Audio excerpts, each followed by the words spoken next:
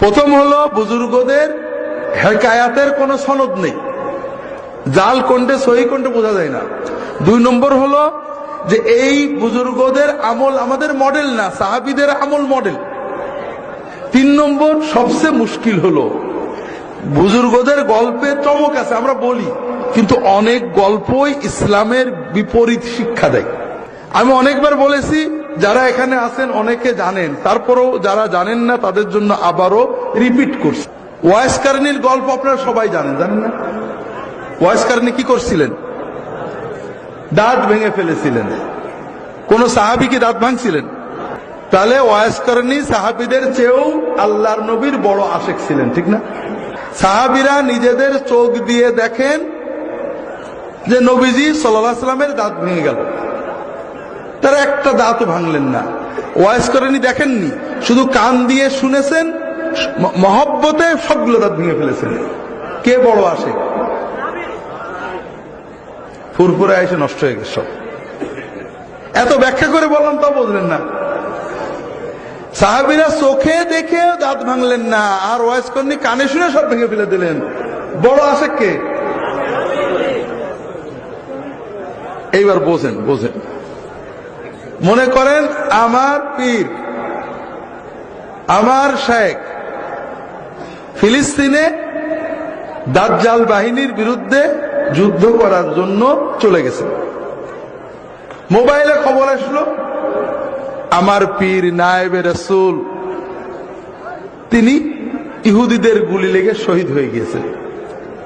সঙ্গে সঙ্গে আমি আশেকে পাগল হয়ে নিজের পিস্তলটা দিয়ে নিজের বুকে গুলি নিয়ে শহীদ হয়ে গেলাম।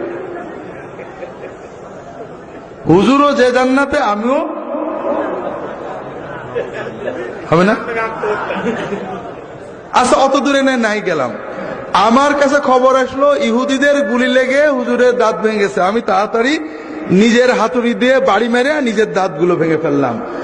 কাফেরের গুলিতে, যুদ্ধের ময়দানে কাফেরের গুলি লেগে দাঁত ভেঙে হুজুর যে পরিমাণ সওয়াব পেয়েছেন, নিজের হাতুড়িতে নিজের দাঁত ভেঙে আমিও সেই পরিমাণ সওয়াব পাবো, একটু বেশি পাবো। একটু ভালো করে বোঝেন। হুজুর দাঁত ভাঙতে চাননি, হঠাৎ গুলি লেগে ভেঙে গেছে, আর আমি নিজে ইচ্ছায় সচেতন ভাবে আল্লাহর ওলির মহব্বতে ভাঙছি। আমার সব বেশি হবে না? অর্ধেক হবে, অল্প হবে। কি হবে? গুনাহ, কবিরা গুনাহ হবে। কেউ যদি সচেতন অবস্থায়, হুশ থাকা অবস্থায় নিজের দাঁত নিজে ভাঙে, নিজের হাত নিজে কাটে, সব হবে না গুনাহ হবে? যদি অচেতন হয়ে করে তাহলে গুনাহ হবে না, তবে এর ভিতরে কোনো ফজিলত নেই। ওয়াইস কারনি পাগল ছিলেন না যে দাঁত ভাঙবেন, এটা মিছে গল্প, মিথ্যা গল্প। এই গল্প কয়েকটা শিক্ষা দেয় যা সবগুলো আমাদের ঈমান নষ্ট করে। 1 নম্বর হলো এই গল্পের মাধ্যমে সাহাবীদের প্রতি খারাপ ধারণা আসে।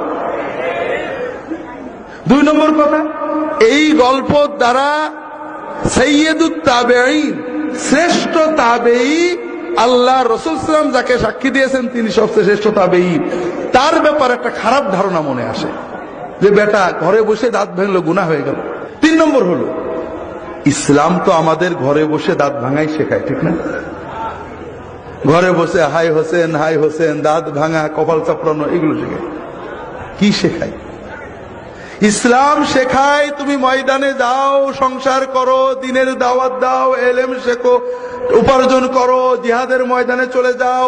কখনো দাঁত ভাঙবে, কখনো ভাঙবে না, কখনো পা ভাঙবে, কখনো ভাঙবে না। ভাঙাচুরো বড় কথা না, দায়িত্ব পালন করা বড় কথা।